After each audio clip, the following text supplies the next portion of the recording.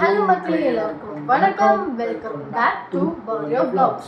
இன்னைக்கு என்ன வீடியோ பார்க்க போறீங்க அப்படின்னு பார்த்தீங்கன்னா, ஆக்சுவலாக நான் ஒரு ஷார்ட்ஸில் வந்து சொல்லியிருப்பேன். இந்த மாதிரி சேவனுக்கு வந்து அடிபட்டுச்சு, தலையில் வந்து ஸ்டிச்சஸ் போகிற அளவுக்கு போயிடுச்சு. நான் அதை வந்து ஒரு வீடியோவில் வந்து நான் உங்களுக்கு கிளியராக சொல்கிறேன் அப்படின்னு சொல்லிட்டு. ஸோ இந்த வீடியோவில் நான் வந்து என்ன ஆச்சு, எத்தனை ஸ்டிச்சஸ் போட்டிருக்காங்க, எப்படி ஆச்சு அப்படின்றத வந்து உங்ககிட்ட எக்ஸ்பிளைன் பண்ணிடலாம் அப்படின்னு சொன்னால தான் இந்த வீடியோ. வீடியோக்குள்ள போயிடலாம். அம்மா வீட்டுக்கு போயிட்டு நான் வந்த மறுநாளே வந்து இங்கே வீட்டுக்கு வந்த மறுநாளே வந்து என்னாச்சு அப்படின்னு பார்த்தீங்கன்னா, நார்மலாக தான் அன்றைக்கி மார்னிங் எழுந்துச்சு அவனுக்கு ஃபுட்டு கொடுத்துட்டு இவனும் ஆஃபீஸ்க்கு கிளம்பிட்டு இருந்தான். இவன் வந்து கரெக்டாக வெளியே வந்து போயிட்டான். 10:30 ஆமாம். இவன் வந்து ஃபஸ்ட்டு வெளியே போயிட்டான் ஆஃபீஸ் கிளம்பி. அப்புறமா வந்து எதுவும் மெயில், அர்ஜென்ட் ஒர்க் மெயில் அனுப்பணும், சம்திங் ஒர்க் அப்படின்னு சொல்லிட்டு திரும்ப உள்ளே வந்து லேப்டாப்பில் ஒர்க் பண்ணிட்டு இருந்தான். நான் ஹாலில் இருந்தேன். அவன் வந்து பார்த்தோன்னா சேம் அப்போ தான் வந்து சாப்பாடெல்லாம் வச்சுட்டு அவன் கொஞ்சம் சாப்பாடு கொடுத்தோடனே தண்ணிலாம் குடிச்சிட்டு நார்மலாக அவன் வந்து பாத்ரூம் போயிட்டான். சரி, நான் அந்த டைமில் பேம்பர்ஸ்லாம் போடல அவனுக்கு. நான் காலையில் எழுந்துச்சோடனே பேம்பர்ஸ் கழட்டுருவேன். பாத்ரூம் வந்து அவன் கீழே போயிட்டான். ஸோ கீழே போயிட்ட உடனே நான் அவனை வந்து அங்கே க்ளீன் பண்ணிவிட்டு பாத்ரூம் கூப்பிட்டு போயிட்டு அவனுக்கு க்ளீன் பண்ணிவிட்டு வெளியே கூப்பிட்டு வந்தேன். பாத்ரூமில் இருந்தேன். வெளியே கூட்டிட்டு வந்துட்டு நான் இந்த பக்கம் அவனை கையில் பிடிச்சிட்டு தான் இருக்கேன். ஒரு கையில் பிடிச்சிட்டு இன்னொரு கையில் வந்து நான் டோர் க்ளோஸ் பண்ணுறப்போ கரெக்டாக அவன் என்ன பண்ணிட்டான், அந்த பக்கம் டைல்ஸ் மேட்டில் இல்லை டைல்ஸ் நின்றுட்டு இருந்தான். அவன் விளையாட போகணுன்ட்டு ஒரு மாதிரி ஜிம்பி இப்படி ஃப்ரண்ட்டில் மூவ் பண்ணாங்க. நான் இருக்கிறது தெரிஞ்சிச்சா என்னன்னு தெரியல, நான் ஹாலில் இருக்கேன் அப்படின்ட்டு ஓடி வர ட்ரை பண்ணி ஏதோ ஃப்ரண்ட்டில் மூவ் பண்ணால் பட்டுன்னு அவன் இப்போ தான் வாஷ் பண்ணி அவனை கூப்பிட்டு வந்தேன். ஸோ தண்ணி வந்து டைல்ஸில் வழுக்கி அப்படியே பின்னாடி விழுந்தான். பின்னாடி இது நான் இப்படி பிடிக்கிறதுக்குள்ளே அவன் பட்டுன்னு அது நடந்துருச்சு. அவன் விழுந்த உடனே அவன் நார்மலாக டைல்ஸில் விழுந்திருந்தாலோ கூட அடிபட்டிருக்குமான்னு தெரில. கரெக்டாக அந்த பாத்ரூம் வாசப்படி இருக்கும்ல, வாசப்படியில் ஒரு மாதிரி ஷார்ப் எட்ஜஸ் இருக்கும்ல, அதில் போய் கரெக்டாக தலை இங்கே வந்து பட்டுச்சு. அது எப்படி சொல்கிறது அப்படின்றதுக்குள்ளே நடந்துருச்சு. நான் இதுவே அலறிட்டேன் ரொம்ப. நான் பயந்துட்டே தான் டக்குனு தூக்குறேன். ஏன்னா ஷார்ப்பில் போய் பட்டிருக்குன்ட்டு எனக்கு தெரிஞ்சிச்சு. ஸோ அது என்ன ஆயிருக்குமோன்னு சொல்லிட்டு நான் பார்க்குறேன். நல்லா வெட்டிகிட்டு இருக்கு. ரத்தம் வேற வர ஆரம்பிச்சிச்சா, எனக்கு ஒரு மாதிரி ஆயிட்டு நான் இவன்ட்டு ஓடி வரேன். சுரி ஹாஸ்பிட்டல் போ, குழந்தை விழுந்துட்டான்னு சொல்லிட்டு இதுக்கு என்னால் எக்ஸ்பிளைன் கூட பண்ண முடியல. டக்குனு ஹாஸ்பிட்டல் போ, குழந்தை விழுந்துட்டான்ட்டு அழுதுகிட்டே வரேன். இப்போ அவ்வளோதான், நான் ஹாஸ்பிட்டல் போகணுன்னு சொன்ன உடனே அவன் ரத்தத்தை பார்த்த உடனே அவ்வளோதான், இவன் வந்து இன்னும் சைக்கோ ஆயிட்டான். ஐயோ ரத்தம் என்ன பண்ண, என் குழந்தை என்ன பண்ண, நான் என்ன பண்ணேன். அப்புறமா வந்து இல்லை விழுந்துட்டான், ஒழுங்காக பார்த்துக்க மாட்டியா அப்படின்ட்டு அவன் ஒரு டென்ஷனில் வந்து கத்துறான். எனக்கும் வந்து நான் வேணும்னு பண்ணல, பட் எனக்கே தெரியாம தான் இதுவாயிடுச்சு. பட் அந்த டைமில் 2 பேருமே வந்து ரொம்ப அழுது, நாங்கள் 2 பேரும் ஓவராக, இவனும் ரொம்ப அழ ஆரம்பிச்சு, நானும் ரொம்ப அழ ஆரம்பிக்கவும் சேயோன் வந்து எங்கள் 2 பேரையும் பார்த்து அவன் ரொம்ப அழ ஆரம்பிச்சிட்டான். எனக்கு என்னன்னா, குழந்தைய வந்து பார்த்த உடனே அந்த மாதிரி ரத்தத்தில் பார்த்த உடனே இது வரைக்கும் அவன் பிறந்து கீழே விழுந்ததே கிடையாது. ஃபஸ்ட் டைம் அவன் இந்த மாதிரி கீழே விழுந்து அவன் தலையில் அந்த ரத்தத்தை பார்த்த உடனே என் உயிரே என்கிட்ட இல்லை. லிட்ரலாக நிஜமாக சொல்ல போனால் அன்னைக்கு நான் இல்லாத மாதிரி தான் இருக்கு. அப்படி இருந்துச்சு எனக்கு அந்த அந்த அந்த அந்த நிமிஷத்தை என்னால் சொல்லக்கூட முடியாது. அப்படி ஒரு விஷயம் அது எங்கள் லைஃப்பில். அந்த மாதிரி நான் இது வரைக்கும் நான் பிறந்து வளர்ந்து எவ்வளோ அழுகையில் பார்த்துருப்பேன், எவ்வளோ சோகத்தை பார்த்துருப்பேன். பட் என் வாழ்க்கையில் நான் ரொம்ப அழுத ஒரு நாள் அன்னைக்கு மட்டும்தான். ஏன்னா எனக்கு ஃபஸ்ட் டைம் நான் பயப்படுறதுனால தான் அழுறான்றது வந்து எனக்கு புரியவே மாட்டேங்குது. ஏன்னா என்னையே என்னால் கண்ட்ரோல் பண்ண முடியல, அந்த அளவுக்கு நான் ரொம்ப போயிட்டேன். ஸோ அந்த மாதிரி குழந்தை ரத்தத்தை பார்த்த உடனே இவ ஹாஸ்பிட்டல் கிளம்பு போகணும் பேச அப்பெல்லாம் தான் எங்களுக்கு வந்து ஒரு சில விஷயம்லாம் எப்படி ஹேண்டில் பண்ணணும் அப்படின்றதெல்லாம் தெரிஞ்சுது. கார் சாவி தேடும், அர்ஜென்ட் கார் சாவி தேடும் கிடைக்கவே இல்லை. பைக்ல வா போகலாம், பைக் சாவி. ஆக்சுவலி நான் வேலைக்கு கிளம்பிட்டேன் இல்லையா, ஸோ பைக் சாவி பாக்கெட்ல வச்சுருந்தேன். எனக்கு தெரியும் பட் கார் சாவி எங்கே இருக்குன்ட்டு, பட் என்னால் கண்டுபிடிக்க முடியல. அந்த டைம்ல பதட்டத்துல தேடுறேன் கிடைக்கல. எதுவும் பைக்லயே போனோம். 11:30 அந்த டைம் வரையா, ரொம்ப வெயில். சரி, குழந்தைக்கு தண்ணி, ஷர்ட் ஃபுல்லாக ரத்தம். இந்த இடம்லாம் ரத்தம். எனக்கு எனக்கு என்ன சொல்கிறது, அந்த அந்த அந்த நிமிஷங்கள் அங்கேருந்து நான் டாக்டர் கிட்ட நாங்கள் கூட்டு போகிற வரைக்கும் அந்த நிமிஷங்கள் எங்களுக்கு வந்து ரொம்ப ஒரு கத்திக்கிட்டு அழுதுகிட்டு போகிறேன். எனக்கு என்னன்னே தெரியல. சுற்றி இருக்கிறவங்களாம் பார்க்குறேன், இந்த குழந்தைங்களால அந்த மாதிரி அழுதுட்டு போகிறேன். நாங்க ரோட்லாம் கத்திட்டு அழுதுட்டு போனதுல எல்லாருமே எங்க பக்கத்துல ஃபிளாட்ல இருந்தவங்க எல்லாருமே வந்து வந்துட்டாங்க, பதட்டமாயிட்டாங்க. அப்புறம் நான் டாக்டர் கிட்ட போன உடனே பக்கத்துல ஒரு ஹாஸ்பிட்டல் டக்குன்னு போயிட்டோம். அங்க போன உடனே டாக்டர் நர்ஸே வந்து பார்த்துட்டு காயத்தை பார்த்துட்டு, பயப்படாதீங்க, மேலதான் வெட்டியிருக்கு, ஆழமா வெட்டல, பயப்படாதீங்க, ஒன்றும் இல்லைன்னு சொல்லிட்டு அவங்க இது பண்ணிட்டாங்க. அப்புறமா டாக்டர் வந்தாரு. டாக்டர் வந்து பார்த்துட்டு ஆழமா வெட்டல, பட் ரொம்ப கொஞ்சம் பெருசா வெட்டிருக்கு அப்படின்றதுனால ஸ்டிச்சஸ் போடணும் அப்படின்னு சொல்லிட்டாங்க. எனக்கு அப்பெல்லாம் வந்து என்ன சொல்றதுன்னே தெரியல. குழந்தைக்கு ஸ்டிச்சஸா எப்படி தாங்குவான், என்ன பண்ணுவான். நான் வந்து அவன் அழுக சவுண்டு எங்க எனக்கு கேட்கலையோ அந்த எஜ்ஜுக்கு போய் நின்ட்டேன். அந்த ஹாஸ்பிட்டல் விட்டு வெளியே வந்து எனக்கு அவன் அழுக சவுண்டு கேட்கக்கூடாதுன்னே, அவன் கத்துற சவுண்டு கேட்காத தூரத்துக்கு போய் நின்ட்டேன். நான் என்னால் அதை பார்க்க முடியல. ஏன்னா அவன் என்ன பார்த்துவும் அழுகுறான், அவளை பார்த்துவும் அழுகுறான். பட் அந்த டைம்ல நாங்க ஸ்ட்ராங்கா இருந்திருக்கணும். ஆனா உண்மையிலே குழந்தை வந்து டாக்டர் நாங்க இருந்த ஸ்டேஜை பார்த்து எங்களை உள்ளவே விடல. நாங்க அழுது குழந்தைய நோய் பண்ண போறோம் அப்படின்றதுனால நீங்க வெளியில இருங்கன்னு சொல்லிட்டு ரூம்ல கூட்டிட்டு போயிட்டு டாக்டர் நர்சஸ் எல்லாம் சேர்ந்து ஸ்டிச்சஸ் போட்டாங்க. பட் அந்த டைம்ல நாங்க வந்து இவ்வளோ ரொம்ப லோ ஆகாம நம்ம குழந்தைக்கு நம்ம தான் கூட இருக்கணும் அப்படின்றதுனால மனசை வந்து ஸ்ட்ராங் ஆக்கிட்டு. பட் பாபா எவ்வளோ ஸ்ட்ராங், பாபா எனக்கு தெரிஞ்சு என்னெல்லாம் கம்பேர் பண்ண சொல்ல அவன் எவ்வளோ ஸ்ட்ராங்காக அங்கே போய் பக்கத்தில் நின்னான். அட்லீஸ்ட் கண்ணில் தண்ணியோட வச்சு போய் நின்னான். என்னால் குழந்தைய அந்த மாதிரி ஒரு நிலைமையில பார்க்கவே முடியல. எனக்கு எப்படி அதை சொல்ல தெரியல. என் நிலைமையில இருந்தால் தான் அது புரிஞ்சிருக்கும். அந்த நேரத்தில் நான் உள்ளேயும் டாக்டர் கிட்ட உள்ளேயும் வரேன்னு சொன்னேன். பட் அவர் நீங்கள் வெளியிலே நின்றுருங்க அப்படின்னு சொன்னதுனால நான் வெளியிலே நின்றுருந்தேன். எப்போ ஸ்டிச்சஸ் போட்டு முடிப்பாங்க. எனக்கு டாக்டர் வந்து ஒன்றும் பயப்படாதீங்க, ரொம்ப பயப்படுற மாதிரி இல்லை, குழந்தை வந்து வாமிட் எடுத்திருந்தாலோ அது மாதிரி இருந்திருந்தாலும் நீங்கள் ரொம்ப பயப்படணும், இது மாதிரி பயப்படாதீங்க, நீங்கள் பேனிக் ஆகாதீங்கன்ட்டு அவங்க சொன்ன உடனே ஆக்சுவலி அழுகி நிறுத்திட்டான். அவனுக்கு ரத்தம் வருது, அப்புறமா கொஞ்ச நேரத்தில் அழுகி நிறுத்திட்டான். அவனுக்கு ஸ்டிச்சஸ் போடும்போது தான் வலிச்சிருக்கு, அப்போதான் அழுதான். ஸ்டிச்சஸ் போடும்போது கூட அவனுக்கு வலிக்கலை. ஊசிலாம் போட்டு மருத்துவ ஊசிலாம் போட்டு தான் அவனுக்கு வந்து பண்ணியிருக்காங்க. அவன் ஏன் அழுதானா, நாங்கள் கூட இல்லை, அவனுக்கு தெரிஞ்ச எந்த முகமும் கூட இல்லை அவனுக்கு அந்த டைம்ல. பட் டாக்டர்ஸ் நர்ஸ் எல்லாம் சுற்றி அவன் தலையில பிடிச்சிட்டு இருக்காங்க. ஸோ அந்த ஒரு பயத்துல குழந்தை அழுதான். அப்பதான் எனக்கு தோணுச்சு, நம்ம கூட நம்ம பயப்படாம குழந்தை கூட இருந்திருக்கணும், அழாம நம்ம ஸ்ட்ராங்கா குழந்தை கூட இருந்திருக்கணும் அப்படின்ற ஒரு இது தோணுச்சு. ஸோ இமிடியேட்டா ஸ்கேன்லாம் எடுத்தோம். ஒன்றும் இல்லை, வேணான்னு சொன்னார் டாக்டர். இருந்தாலும் என் மனசு கேட்கல. டாக்டர் வேணான்னு சொன்னார். டாக்டர் என்ன சொன்னார்னா, சின்ன பையன் தான், ஒன்றும் இருக்காது, இருந்தாலும் ஒரு ஸ்கேன் எடுத்துக்கோங்க அப்படின்ற மாதிரி சொன்னார். ஸோ எங்களுக்கும் தைரியம் கொடுத்தாங்க. நாங்களும் போய் உடனே ஸ்கேன் எடுத்தோம். ஆனால் ஸ்கேன் சென்டர்லேயே செம்மையாக விளையாட ஆரம்பிச்சிட்டான். கொஞ்ச நேரத்துலயே வாட்டு ஜாலியா. எனக்கு அதை பார்த்து தான் அழுகே நின்றுச்சு. அவன் ரெகுலராக என்னெல்லாம் பேசுவானோ, எங்ககிட்ட என்னெல்லாம் பண்ணுவானோ அதை பண்ணிட்டு இருந்தான். ஸோ எனக்கு வந்து அப்போவே ஒரு கான்ஃபிடன்ஸ், குழந்தைக்கு ஒன்றும் இல்லை, ஓகே நல்லா தான் இருக்கான் அப்படின்னு தெரிஞ்சு வந்து எனக்கு அது பெரிய ஒரு இதுவாயிடுச்சு, ரணமாயிடுச்சு. எங்களுக்கு ஏன்னா டக்குன்னு எங்க வீட்டுல எங்க அப்பாவே டக்குன்னு என்ன வந்து ஏன் இப்படி அவரு டக்குன்னு அவங்க எமோஷன்ல அப்படி கேட்குறாங்க. பட் டக்குன்னு வந்து நம்மள ஏன் இப்படி பண்ணிட்ட குழந்தைய அப்படின்னும் போது எனக்கு நானே வந்து 2-3 வார்த்தை ஒரு கோவத்துல இவளை பேசிட்டேன். பட் ஆனா இவதான் காரணம்னு நான் வந்து பேசல. பட் அந்த சிச்சுவேஷன்ல நான் வந்து அந்த பேசிருக்க கூடாதுதான். பட் இவன் ஆகட்டும் இல்லை எல்லாம் என்னோட க்ளோஸ் என்ன பத்தி தெரியும். நான் குழந்தைய வந்து 2 years எப்படி நான் பாத்துக்கிறேன் தனியா.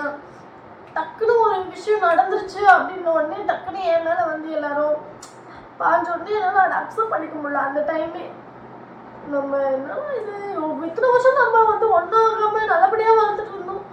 டக்குன்னு ஒரு விஷயம் ஆன உடனே வந்து என்ன வந்து பார்த்து ஏன் இப்படி குழந்தைங்களும் நானே போய்ட்டு குழந்தைய தள்ளி விட்டு உனக்கு அழு ரத்தம் வரட்டும் உனக்கு ஹாஸ்பிட்டலில் ஸ்டிச்சஸ் போட்டுன்ட்டு நானே தள்ளி விட்டு நான் வேணும்னு இருக்க மாதிரி எல்லாரும் வந்து ஏன் இப்படி பண்ணிட்டேன், எதுக்கு குழந்தை இப்படி பண்ணிட்டேன், எதுக்கு குழந்தை இப்படி பண்ணிட்டு என்ன சொன்னோடனே எனக்கு என்ன வளர்க்குற நீ அப்படின்ட்டுலாம் டக்குன்னு இது பண்ணோடனே எனக்கு ரொம்ப அந்த அன்னைக்கு டே வந்து எனக்கு ரொம்ப ஒரு மாதிரி ரொம்ப ஹர்ட்டிங்க. அதுலேருந்து நான் வெளியே வர்றதுக்கு இப்போ வரைக்கும் அதை சொன்னோடனே எனக்கு இப்போ வரைக்குமே கூட இதுவாகுது. என்னடா இது நம்ம என்னடா பண்ணோம், அது குழந்தைங்க விழுது அதெல்லாம் நார்மல் தான். உடனே ஒரு அம்மா மேலே வந்து அதை அந்த பழி திணிச்ச உடனே அதை அக்செப்ட் பண்ணிக்க முடியல என்னால். இன்னும் யார் வச்சிருந்தாலும் குழந்தைங்க வந்து ஒரு செகண்ட் கூட நம்ம திரும்ப மாட்டோமா என்ன நடக்கிற குழந்தை ஓடுற குழந்தைன்னும் போது நம்ம ஒரு செகண்ட் ஆச்சு திரும்புவோம். கையிலே வச்சுட்டு இருக்க குழந்தையாச்சும் கையில் வச்சுக்கலாம். இப்போ ஓடி ஆடுற குழந்தைங்கன்னா நம்ம ஒரு செகண்ட் அப்படி திரும்புவோம். எதிர்பாராத ஒரு நேரத்தில் அது நடந்துச்சு எனக்குமே. வந்து நானும் ஸ்டார்டிங்கில் அவளை வந்து திட்டலை, இப்படி ஏன் ஆச்சு நீ ஏன் பார்க்கல ஏன் விட்டேன்னு தான் நான் கேட்டேன். திட்டலை அவளை, லிட்டரலாக நான் திட்டலாம் செய்யலை. எனக்கு தெரியும் நான் என்ன சொன்னேன்றத. பட் அவள் அதுக்கு ஹர்ட் ஆகிட்டான்.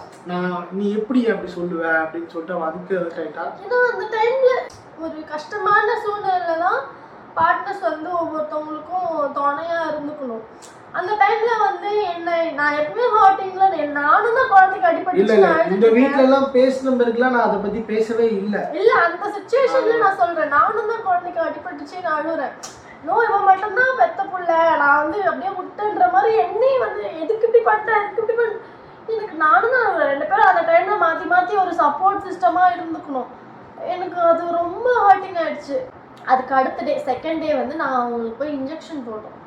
அன்னைக்கு நான் வீடியோ எடுக்கிறது அதை பத்தில எதுவுமே எனக்கு மண்டை ஓடல. அதனால நான் எந்த ஒரு கிளிப்பிங்கும் அதுல எதுவுமே இல்லை. ஒரு வாரம் ஃபுல்லா நாங்க அவனுக்கு அந்த காயத்தை மறுநாள் வந்து அவனுக்கு வலி தெரியாம இருக்கிறதுக்கு இன்ஜெக்ஷன் போட வர சொன்னாங்க. அந்த கிளிப்பிங் மட்டும் கொஞ்சம் எடுத்துருக்கேன், அது பாருங்க. இப்போ ஹாஸ்பிட்டல் கூப்பிட்டு போயிட்டு இருக்கோம். செகண்ட் டே நேற்று தான் வந்து அடிபட்டுருச்சு சாருக்கு. நாள் எனக்கு மறுபடியும் வரவே கூடாது நான் வாழ்க்கையில. சாமி போதும்டா எப்பா, நான் பட்டது போதும், அவனை பெத்தது போதும், நான் வளர்த்தது போதும். ஐயோ என்ன பழம் அதை நிறுத்திட்டேன் வீடியோ எடுக்கிறேன்னு தெரிஞ்சதோ. சொல்றேன் உண்மைதானே. நேற்று ரொம்ப ஒரு மாதிரி ஆயிட்டேன் நான். இன்னுமே எனக்கு அந்த ஃபீலிங் இன்னுமே இருக்கு. இன்னும் கூட எனக்கு அந்த மனசுல அந்த ஒரு மாதிரி பாரமா ஏதோ ஒரு மாதிரியா இருக்கு. அப்படியே நேத்தானது எனக்கு மண்டையில பின்னாடி சைடு வேறையா ரொம்ப ஐயோ. ஸ்கேன் ரிப்போர்ட்ல வேற நேற்று அந்த ஸ்கேன் ரிப்போர்ட் எடுத்துட்டு வரப்போ நான் கேட்டேன் வாங்கும்போது என்ன ஆச்சு எதனா ப்ராப்ளமான்ட்டு. ஃபைண்டிங் எதுவும் இல்லை, ஆனால் ஃபைண்டிங்ஸ் இருக்குது, டாக்டர்கிட்ட அதை கேளுங்க சொல்லுவாங்கன்ட்டான். எனக்கு அவ்வளோதான், எனக்கு பக்குன்னு இருந்தது. ஐயோ எதனா இருக்குமோன்ட்டு. அப்புறமா டாக்டர் தான் வந்து அதெல்லாம் எதுவும் இல்லை, அவன் அடிபட்டு வீங்கி இருக்கிறது தான் அப்படி காமிக்குது, நார்மல் தான் சொல்லிட்டாரு. 3 தையல் போட்டிருக்காங்க. எனக்கு என்ன கஷ்டமாச்சுன்னா குழந்தைக்கு சின்ன வயசுலேயே தையல் போட்டோமே அப்படின்னு அடிச்சு. எனக்கும் சின்ன வயசுல தையல் போட்டிருக்காங்க.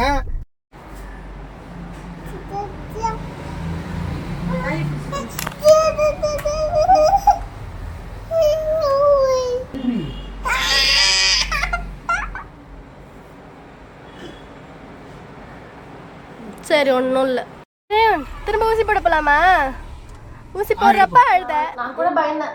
அவன் நைட் ஃபுல்லாக வந்து ஏன்னா இங்கே படுக்கிற இடத்துல தான் இந்த இடத்த அப்படின்றதுனால அவன் வந்து தூங்க முடியாமல் அழுவானோ, ரொம்ப கஷ்டமா இருக்குமோ குழந்தைக்கு. காயம் பட்டதே அவன் மறந்துட்டான். அவனுக்கு காயம் பட்ட மாதிரியே அவன் ரியாக்ட் பண்ணல.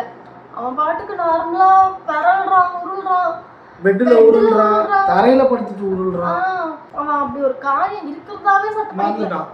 டானிக்ஸ் சிரப்ஸ்லாம் வந்து கொடுத்தாங்க, அதெல்லாம் கரெக்டாக போட்டுட்டு இருந்ததுனால அவனுக்கு அது வலி தெரியலையா என்னன்னு தெரியல. பட் கியூர் ஆயிடுச்சு குழந்தைக்கு நல்லபடியாக. நாங்கள் ஸ்டிச்சஸும் போயிட்டு பிரிச்சுட்டு வந்தோம். ஒரு 2 வீக்ஸ் கழிச்சு 10 days மேலே ஆயிடுச்சு ஸ்டிச்சஸ் பிரிச்சுட்டு வந்துட்டோம். 3 ஸ்டிச்சஸ் போட்டாங்க. 3 ஸ்டிச்சஸ் போட்டாங்க. நான் ஒரு விஷயம் மட்டும் நாங்கள் 2 பேரும் கற்றுக்கிட்டது, இந்த மாதிரி ஒரு சம்பவத்துக்கு அப்புறமா குழந்தைங்க வந்து ரொம்ப ஜாக்கிரதையாக பார்த்துக்கிட்டாலுமே சரி குழந்தைங்க விழதான் செய்யும். பட் நம்ம தான் வந்து அந்த நேரத்தில் ஸ்ட்ராங்காக இருந்து குழந்தைங்களை ஹேண்டில் பண்ணணும். லைஃப்ல வந்து எப்பயுமே இப்படியே போயிட்டு இருக்காது லைஃப். எல்லா குழந்தைங்களும் வேணும்னு நான் சொல்லலை, பட் நார்மலா சொல்றோம். அந்த டைம்ல எல்லா டைம்லயும் நம்ம வந்து எப்படி ஹேண்டில் பண்றோம் எப்படி பொறுமையா இருக்கணும் அந்த நம்ம பதர்னா குழந்தைங்க பதறுவாங்கன்றது வந்து அன்னைக்கு நான் பயங்கரமா ரியலைஸ் பண்ண ஒரு விஷயம். ஏன்னா நாங்க அழுதுனால மட்டும்தான் அவன் வந்து ரொம்ப அழுதான். அவனுக்கு அந்த காயம் பெருசே கிடையாது. நாங்க அழுது நாங்க பயந்து எங்க மூஞ்சி பார்த்து அழுதான். நான் அவன் ஒரு கட்டத்துக்கு மேல நான் அவன் எங்களை பார்த்து அழுகுறான்றத நான் ரியலைஸ் பண்ணிட்டேன். நான் ரொம்ப புரிஞ்சுக்கிட்டது எப்ப தெரியுமா? நான் நார்மல் ஆயிட்டேன். நான் வந்து அவங்க முன்னாடி அழுகக்கூடாது அப்படின்ட்டு நான் கொஞ்சம் இதுவாயிட்டேன். கொஞ்சம் நார்மலா கொஞ்சம் அழுகையெல்லாம் நிறுத்திட்டு ஸ்டிச்சஸ்லாம் போட்டு முடிச்சிட்டாங்க. உட்காந்துருக்கான் சும்மா உட்காந்து ஃபோன் ஏதோ பார்த்துருந்தான்னு நினைக்கிறேன். நான் அப்போது டோர் திறந்து உள்ளே வந்தேன் அவனை பார்க்கறதுக்கு. வெளியில் வந்து சொன்னாங்க அந்த ஸ்டிச்சஸ்லாம் போட்டாங்க, குழந்தை உட்காந்துருக்கான் ஜாலியாக தான் அப்படின்னு. சரி குழந்தை பார்க்கலான்னு உள்ளே வரேன். அது வரைக்கும் ஜாலியாக இருந்தாலும் என்னை பார்த்தோன்னே ஆட ஆரம்பிச்சேன். எனக்கு அப்போ தான் புரிஞ்சுது அப்பா பயந்துருக்காருன்னா அப்போ நமக்கு ஏதோ ஆயிடுச்சுன்னு அவன் பயப்படுறான். எங்களை பார்த்து தான் அவனுக்கு தெரியுது அவனுக்கு அடிபட்டுருக்குன்றது. ஸோ குழந்தைங்க வந்து பார்த்தீங்கன்னா நம்ம என்ன பண்ணுறோமோ அதை பார்த்து தான் அவங்க புரிஞ்சுப்பாங்க. அது நான் அன்றைக்கி ரொம்பவே ரியலைஸ் பண்ணேன். ஸோ இந்த மாதிரி எப்போ ஆனாலுமே நம்ம முகத்தில் பயத்தை காட்டாமல் நம்ம குழந்தைங்கள எப்படி ஹேண்டில் பண்ணணுமோ ஹேண்டில் பண்ணி ஃபஸ்ட்டு அவங்களுக்கு என்ன இருக்குன்றதை நம்ம தெரிஞ்சுக்கணும். அப்புறமா தான் நம்ம வந்து எதனால ரியாக்ட் பண்ணணுன்றதை நான் புரிஞ்சுக்கிட்டேன். எடுத்தோடனே பயந்தோன்னா குழந்தைங்க பயந்துருவாங்கன்றதை நான் புரிஞ்சுக்கிட்டேன். அதே மாதிரி நான் இவனை சொல்கிறேன்னு இல்லை, இவனை மட்டும் தான் ப்ளே பண்ணலையே. எங்கள் அப்பாவாகட்டும் என் தம்பி ஆகட்டும் இவங்க 3 பேர் மட்டும்தான் என்னை வந்து கேட்டாங்க. இவன் எங்கள் அப்பா எங்கள் தம்பி 3 பேர் மட்டும்தான் வந்து ஏன் இப்படி பண்ணிட்டேன், ஏன் இது மாதிரி விட்டுட்டேன் அப்படின்ட்டு ஒரு மாதிரி சொன்னோடனே யாருமே வந்து அவங்க குழந்தைங்க வந்து எல்லாருமே நல்லபடியாக தான் பார்த்துக்கணும்னு நினைப்பாங்க. ஸோ டக்குன்னு எடுத்த உடனே வந்து ஒன்று ஆயிடுச்சு அப்படின்னோடனே அதை உடனே மதர் மேலே வந்து இது பண்ண வேணாம். ஏன்னா 10 மாதம் சுமந்து பெற்று இத்தனை வருஷம் வளர்க்குறாங்க. டக்குன்னு வந்து நம்ம குழந்தை எப்படின்னா போட்டோம் விட மாட்டாங்க. அவங்களுக்கே தெரியாமல் அவங்கள மீறி நடக்கிறது. ஏற்கனவே கஷ்டத்தில் அவங்க அழுதுட்டு இருக்கும்போது அந்த டைமில் இன்னும் அவங்க மேலே வந்து இந்த ரஜினி பாடுவார் இல்லை, தீப்பட்ட காயத்தில் தேர் வந்து கொத்து அப்படின்ற மாதிரி வந்து ஏற்கனவே ரணமாக இருக்க மனசில் வந்து வார்த்தைகளால் கொட்டி இன்னும் ரணமாக்காமல் அந்த டைமில் எப்படி அப்படின்றத வந்து ஹேண்டில் பண்ணணும். அண்ட் இன்னொன்று மெயினாக என்ன சொல்ல நினச்சேன்னா, நம்மளுக்கு இது மாதிரி ஒரு ஆபத்து வரும்போது தான் நம்ம கூட இருக்கவங்க பக்கத்தில் இருக்கவங்கலாம் எவ்வளோ ஒரு ஹெல்ப்ஃபுல்லாக இருக்காங்க, எவ்வளோ நல்ல மனுஷங்க நம்மளை சுற்றி இருக்காங்க அப்படின்றத வந்து தெரியுது. எங்களோட இப்போ நாங்கள் இருக்க அப்பார்ட்மெண்ட்டில் நம்ம சொல்லியே 4 மாதம் ஆமாம் 3 மாதம் தான் இருந்திருக்கோம். எங்களை எத்தனை பேருக்கு மோஸ்டாக தெரியும். ஆனால் நாங்கள் ஒரு கஷ்டத்தில் இருக்கோம், எல்லாருக்கும் பதறி அடிச்சு வந்தாங்க. பக்கத்து அப்பார்ட்மெண்ட்டில் இருக்க பக்கத்து பிளாக் ஒரு 3 பேர் 4 பேர் வந்துட்டாங்க. எல்லாரும் பதறி அடிச்சுனாங்க. இங்க எங்க பிளாக்ல எல்லாம் ஈவினிங் வந்து பார்த்தாங்க. ஹாஸ்பிடலுக்கே நாங்க இது மாதிரி நாங்க யாருக்கும் இன்ஃபார்ம் பண்ணல, எதுவுமே பண்ணல. நாங்க வந்துட்டோம். பட் நாங்க ஏதோ ஒரு இதுக்குள்ள இருக்கோம் அப்படினோனே ஹாஸ்பிடல் தேடியே வந்துட்டாங்க. நான் சொல்லல எந்த ஹாஸ்பிடலும் சொல்லல. ஆக்சுவலி நாங்க ஒரு ஜோரத்துக்காக அவங்க கிட்ட கேட்டோம் இங்க எங்க அந்த ஹாஸ்பிடல்னு சொல்லிட்டு. அவங்க தான் அந்த ஹாஸ்பிடலுக்கு சஜஸ்ட் பண்ணாங்க. சோ அதனால அவங்க வந்து கரெக்ட்டா அதை கெஸ் பண்ணி அங்க தான் போயிருப்பாங்கன்றத புரிஞ்சிட்டு வந்தாங்க. நாங்க அந்த டைம்ல எங்க அம்மா அப்பா யாரும் இல்ல, தனியா வேற இருக்கோம்ல. சோ எங்க கூட வந்து ஒரு வெல் விஷஸா ஒரு சப்போர்ட்டா எங்க கூட வந்து இருந்தாங்க. ஸோ இங்கே தான் மக்களே அடிபட்டுச்சு அந்த. ஆனால் இப்போ வந்து மேலே சேஃப்டிக்கு வந்து ஒட்டிட்டோம். அமேசான்லேருந்து வாங்கி ஒரு சேஃப்டி ஸ்டிக்கர் மாதிரி. இங்கே இருக்குல்ல ஷார்ப்பாக, இதே மாதிரி இந்த ஆப்போசிட் சைடில் இருக்குல்ல இதே மாதிரி தான் இந்த சைடு இருந்துச்சு. இப்போ அந்த சைடும் ஒட்டணும், வாங்கி காலி ஆகிடுச்சிது. பட் நாங்கள் சீக்கிரமாக அந்த சைடும் ஒட்டணும். இங்கே ஒன்று மட்டும் இல்லாமல் வீட்டில் எல்லா ஷார்ப் எட்ஜஸ் பிளேஸ்லேயும் வந்து சேஃப்டிக்கு எல்லா இடத்துலையுமே ஒட்டி வச்சுட்டோம் இப்போதைக்கு. பட் சேவன் வந்து எல்லாத்தையும் கொஞ்சம் கொஞ்சமாக பிச்சுட்டே வரான் அதெல்லாம். பட் திரும்ப அவன் பிச்சாலும் திரும்ப நம்ம சேஃப்டிக்கு ஓட்டிகிட்டே இருக்கணும். ஸோ இந்த மாதிரி இங்கே ஷார்ப் எட்ஜஸ்ஸு ரொம்ப ஷார்ப்புன்னு இல்லை, கொஞ்சம் லைட்டாக இதுவாக இருக்கிற இடத்துல எல்லாத்துலேயுமே நான் வந்து எதுக்கும் சேஃப்டிக்கு ஒட்டிடலாம் அப்படின்ட்டு ஒட்டிட்டோம். உங்கள் வீட்லேயும் பேபிஸ் இருந்தால் இது மாதிரி சேஃப்டிக்கு எட்ஜஸ்லலாம் வாங்கி ஒட்டிக்கோங்க மக்களே. பாய்.